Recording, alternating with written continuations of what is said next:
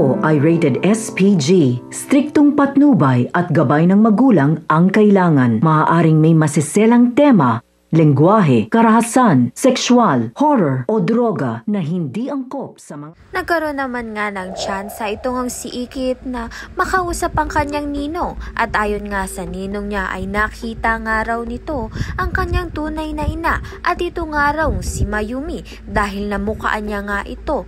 Kaya naman nga magugulat nga si Ikit sa sinabi ng kanyang ninong at may posibilidad nga na paniwalaan nga ito ni Ikit dahil nagtitiwala nga siya sa kanyang ninong at alam din naman nga ni Mayumi ang katotohanan matapos ngang sabihin ni Angela ang katotohanan sa kanya. Kaya naman nga't pag okay na nga ang lahat ay makakapag-reunite na nga itong si Mayumi at si Ikit.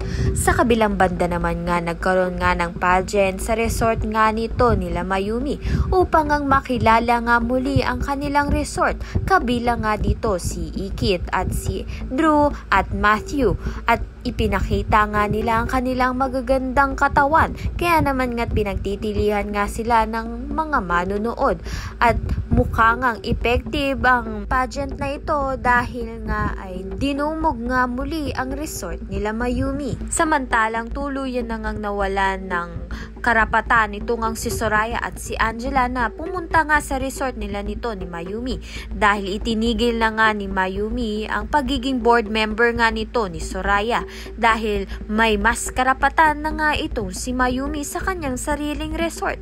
Kaya naman nga tayan at iba pa ang dapat nating pakaabangan. Maraming salamat sa iyong panonood.